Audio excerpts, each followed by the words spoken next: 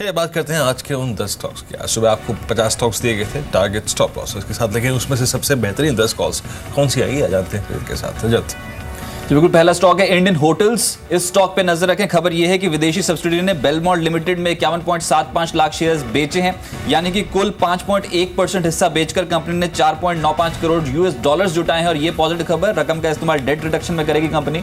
135 का टारगेट, 128 का stop loss. MTNL assessment year 2000-2001 के लिए इनकम टैक्स रिफंड मिला है कंपनी को 112.95 करोड़ का, वो पॉजिटिव ट्रिगर काम करेगा MTNL पे। 23.5 के टारगेट के लिए अप्रोच करें, अपने स्टॉप लॉसेस को जरूर ट्रेड करते चलें। आज दमदार रिटर्न दे सकता है ये स्टॉक।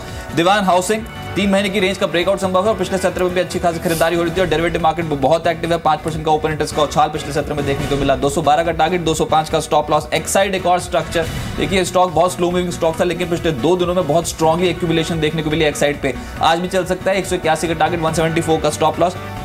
टीवीएस मोटर, जो अनुमान था उससे बेहतर ऑटो बिक्री आंकड़े पोस्ट किया। अनुमान था कि 6% बिक्री बढ़ेगी, लेकिन जून में कुल ऑटो बिक्री लगभग 11.3% बढ़ी है। टीवीएस मोटर पे पॉजिटिव रिएक्शन आएगा। 319 का टारगेट, 308 का एक स्टॉप लॉस रखें। आईजीएल, सीएनजी के दाम बढ़ाए हैं दिल्ली में। सीएनजी के दाम 25 पैसे प्रति किलो बढ़ाए गए हैं। पॉजिटिव ट्रिगर है आईजीएल के लिए। आज के लिए 625 का टारगेट है, 610 का स्टॉप लॉस। और जो डेयरी कंपनियां हैं इन पे खासतौर से फोकस रहेगा, क्वालिटी डेयरी, मॉडर्न डेयरी और साथ साथ प्रभात डेयरी जैसे स्टॉक्स पे, क्योंकि डेयरी सेक्टर में विदेशी निवेश बढ़ा सकती है सरकार। 8 जुलाई को की प्लेयर्स जो है उनके साथ बैठक बुलाई है सरकार ने, और कोई भी पॉजिटिव ट्रिगर बन जाता है एफडीआई फ्रंट पे तो एक बूस्टर डोज मिल जाएगा पूरे सेक्टर को। आज क्वालिटी पे 115 का टारगेट और मॉडर्न डेयरी पे 11.7 के टारगेट के लिए अप्रोच करें। जीएनएफसी एक और स्टॉक जो पिछले कुछ दिनों से लगातार खरीदारी हो रही है, डेली चार्ट पे बहुत मजबूत है। 170 का टारगेट, 156 का स्टॉप लॉस। आखिरी स्टॉक है वोल्टैम, जिसमें 50 दिन की औसत एवरेज के ऊपर टिकने की कोशिश कर रहे हैं स्टॉक। बाउंस मिला तो बहुत तगड़े बाउंस के लिए तैयार हो जाएगा। 815 का टारगेट, 790 का स्टॉक। जी, अगर आप देखिए ये 10 स्टॉक्स थे जिन पर आपको नजर रख के चलनी है। इस बीच थोड़ा सा इंडिकेटिव एक्शन जब मैच्योर हो जाएगा तो मैं आपको उसके बारे में बताऊंगा, लेकिन ये बास्केट में जो पीएसयू बैंक्स की बास्केट है, specially dedicated mid cap PSUs, UCO bank, Allahabad bank, Vijaya bank, देना बैंक, इनफैक्ट मैं कर्नाटका बैंक भी जोड़ लेता हूँ इसमें। इसमें से जाए अपने ट्रेडिंग पोर्टफोलियो में, स्पेशली ये इलाहाबाद बैंक और पीएनबी को इनफैक्ट मैं शामिल कर देता हूँ। कोई ट्रेड नजर आ रहा है आपको सुबह? ओवरऑल पीएनबी, इलाहाबाद बैंक, ये सारे में वीरेंद्र ऑलरेडी एक अच्छा मूव हमें देखने मिल चुका है, तो ओवरऑल रिस्क रिवॉर्ड यहाँ पे फेवर करें ना करें आई डोंट नो, बट मैं एज ऑफ नाउ जो हिसाब से ऑलरेडी ये स्टॉक्स में रैली देखने मिल चुकी है, I would like to avoid this mid size PSU banks. As of now एक अच्छा मोमेंटम वहाँ पे देखने मिला है, बट एसबीआई पीएसयू बैंक में मुझे अभी भी अच्छा लग रहा है। एसबीआई में एक फ्रेश ब्रेकआउट फिर से देखने मिला है, तो आई थिंक एसबीआई को बाय कर चले compare to this mid caps PSUs. तो आई थिंक यहाँ पे एक अच्छा रिस्क रिवॉर्ड मिल सकता है और आई थिंक अपसाइड भी अच्छी देखने मिल सकती है compare to the mid size PSU. बिल्कुल।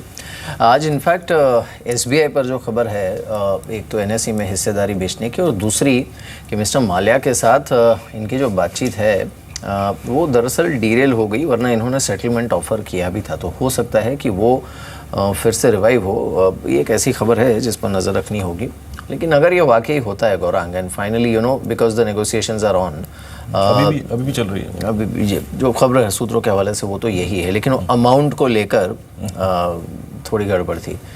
गौरांग, अगर ये होता है तो एसबीआई पर आपका व्यू क्या होगा?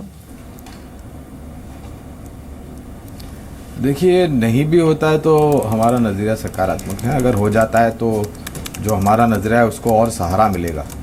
अब माल्या साहब कब आते हैं, कितना भुगतान करते हैं और क्या करते हैं, ये तो आने वाला समय ही बताएगा। इस पर टिप्पणी या फिर किसी तरह का आकलन लगाना मेरे ख्याल से जल्दबाजी होगी मिहिर। और मैं ये देखना चाहूँगा कि कितना हिस्सा बैंक जाने देती है और कितना रिकवरी, यानी रेशियो ऑफ रीपेमेंट कितना होता है, उस पर मैं ज़्यादा गौर करूँगा। लेकिन मुझे पूरी उम्मीद है कि आने वाले तिमाही में जो नतीजे होंगे स्टेट बैंक ऑफ इंडिया के और कुछ चुनिंदा सरकारी बैंकों के, जो पिछले जो तिमाही के नतीजे आए थे उसके मुकाबले कुछ ज़्यादा ही बेहतर हो सकते हैं। अभी कुछ समय पहले मैं जिक्र करा था 245-265 का लक्ष्य हम निर्धारित करके चल रहे स्टेट बैंक ऑफ इंडिया के ऊपर निवेश के नज़रिए से। इस पर आपकी स्क्रीन पर आप देखें नेगेटिव एक्शन के बाद लगभग 221 पैंसठ पे, और आज का आई थिंक मेरा जो सबसे पसंदीदा स्टॉक था ONGC अब इस वक्त 230 स्ट्राइक करता हुआ। टाटा मोटर्स ढीविया अपने बिक्री के आंकड़ों के बाद दोनों ही स्टॉक्स लगभग 2.5% ऊपर। SBI 222.35 पे, ICICI बैंक 243 पे। कोई surprise package within the basket? No, not exactly, अभी तक तो नहीं है। चलते हैं मिड कैप में, स्मॉल कैप में, कुछ स्टॉक्स जो कि अच्छा कर रहे हैं उसको थोड़ा सा बात कर लेते हैं। इसमें आप एक आदित्य बिरला फैशन रिटेल को देखिए, स्टॉक लगभग 5% ऊपर है। बया हिंदुस्तान शुगर, अभी एथेनॉल ब्लेंडिंग की खबर, 22.5% पेट्रोल, 15% डीजल, अच्छी खबर प्राज इंडस्ट्रीज़ के लिए भी। और ब्लू स्टार ठीक ठाक कारोबार कर रहा है। बल्लारपुर इंडस्ट्रीज़ ये ठीक ठाक है। कोई सरप्राइज एलिमेंट अगर मैं देखूं तो एक यहाँ पे DCB bank mid cap banking में अच्छा करीब 1.5% का मूव यहाँ पर है। डिश TV 100 को स्ट्राइक करता हुआ, और FDC ये करीब 3% ऊपर है। और अच्छे स्टॉक्स की कैटेगरी में और अगर आप देखें ब्लू स्टार, ये भी स्टॉक देख लीजिए, यहाँ पर भी एक मूव नज़र आ रहा है। और मैंने DCB का जिक्र किया था यहाँ पे, उसके बाद एक ग्रो फाइनेंस को देखिए, करीब 2% ऊपर, 288 के स्तर पे। ग्रो फाइनेंस जय, आई थिंक ये 290 के ऊपर, 295 के ऊपर ये एक अच्छा ब्रेकआउट होगा, और आई थिंक ये शायद ऑलमोस्ट 1.5 साल का हाई होगा। कैसे अप्रोच करेंगे आप स्टॉक को आज?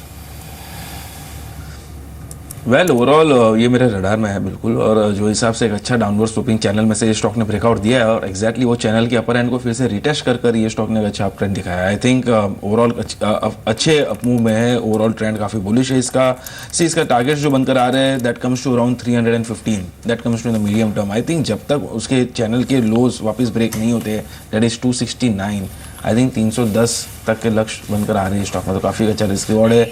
और आई थिंक यहाँ पे बाय करना ही सही रहेगा, बिकॉज मोमेंटम भी काफ़ी अच्छे बुलिश मूड में है। बिल्कुल। अभिजीत, जो शुगर स्टॉक्स हैं, अभी इनफैक्ट ये जो खबर भी हमने देखी कि शायद जो पेट्रोल और डीजल में इथेनॉल ब्लेंडिंग है उसकी मात्रा को और बढ़ाया जा सकता है। अगर ये होता है तो शुगर स्टॉक्स पर आपका व्यू क्या है? Well, Mihir, if you see the sugar space, especially Balrampur Chini, the kind of movement that we have seen recently is exceptionally good. Keeping in mind कि multi-year underperformance के बाद this sector and these stocks are trying to come out. इनके if I go completely based on the charts and price, इनके जो intermediate medium term charts है, they have definitely improved, which is a very very good sign. Stock wise, Balrampur Chini is definitely stretched at this price, but the rest, if you look into Renuka Bajaj or the Triveni, then they probably have not run up at the rate at which Balrampur has, and has some headroom left. So completely by going on the basis of charts, then I would suggest that we can look to trade the breakouts in this sector.